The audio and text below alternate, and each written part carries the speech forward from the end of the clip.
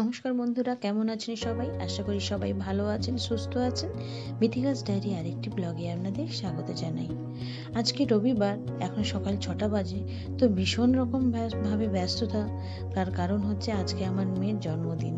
তো ও মানে 8 বছরে পা দিল। তো সকাল থেকেই খুবই ব্যস্ত হয়ে পড়েছিলাম, কারণ পায়েস রান্নাটা করতে হবে। একটা টাইমের মধ্যে ওকে আশীর্বাদ পর্বটা সেরে নিতে হবে। তাই আর কিছু বাচ্চা আছে যারা আমার কাছে পড়তে আসে, তো তারাও চলে আসবে তাড়াতাড়ি। এই বলে সবাই মিলে একটু ওকে আশীর্বাদ করে নিচ্ছিলাম, আর ও সবাই পা ছুঁয়ে প্রণাম করে নিচ্ছিল। এই আর বাড়ির কয়েকজন বড়রা মিলেই আমরা আর ওর জন্মদিনটা সেলিব্রেট করেছিলাম। যেহেতু ওর আবদার ছিল যে সবাই মিলে করবে, তাই আমার কাছে যে কটা বাচ্চা পড়তে আসে সবাইকে নিয়ে সকালেই পায়েস মিষ্টি দিয়েই সেলিব্রেট হচ্ছিল। কেকটা তখনও আনা হয়নি, তখন অনেকটাই সকাল, দোকান খুলবে না, তাই কেকটা আর আনা হয়নি। আর তার বিকেলে হচ্ছে, এদের অনেকেই আছে যারা বিকেলে আসে না, তারা অন্যান্য কিছু শেখে, তাই খুব প্রবলেম হবে, আসতে পারবে না। তাই সকালে সবাইকে ডেকে খাওয়া দাওয়া হলো, ওরাও উইশ করলো। ওর মোটামুটি সকালটা ভীষণ ভালো কাটলো। তো তখন বাজে দুপুর 2টো, ওরও ভীষণ খিদে পেয়ে গেছে।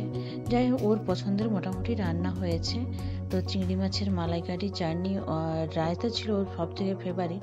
আর পাতুরিটাও ওর খুব ভালো লেগেছিল, পরে বলছিল। তো বলছিল যে কলা পাতায় মোটা একটা কিছু রেসিপি চাই, তাই ওকে পাতুরি করে দিয়েছিলাম।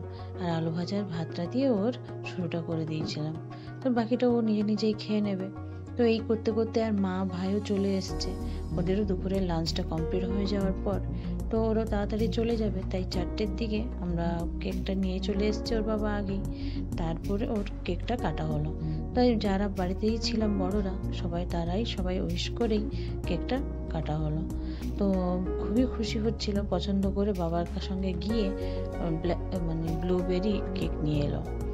যাই হোক, এই করতে করতেই মেয়ের সমস্ত ছোট ছোট শখ আহ্লাদগুলো পূরণ করার সবসময় চেষ্টা করি, যাতে করে ও এইগুলো নিয়েই, ছোট ছোট আনন্দগুলো নিয়েই ও ভালো থাকে, সুস্থ থাকে, সব কিছু এই আর কি। যাই হোক, কেক খাওয়া নিয়ে নানা রকম খুনসুটি, একটু মজা হচ্ছিল। যাই হোক, এই করতে করতেই আজকের দিনটা খুবই ভালো কাটলো ওর। তো চলুন বন্ধুরা, যদি এই ভিডিওটা ভালো লেগে থাকে অবশ্যই কিন্তু কমেন্ট করবেন, শেয়ার করবেন। আর ওর কিছু ছোটোবেলার কিছু ফটো আমি আপনাদের সঙ্গে আজ শেয়ার করব।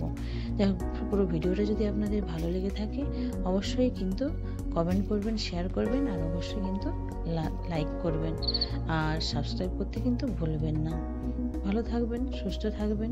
Thank you.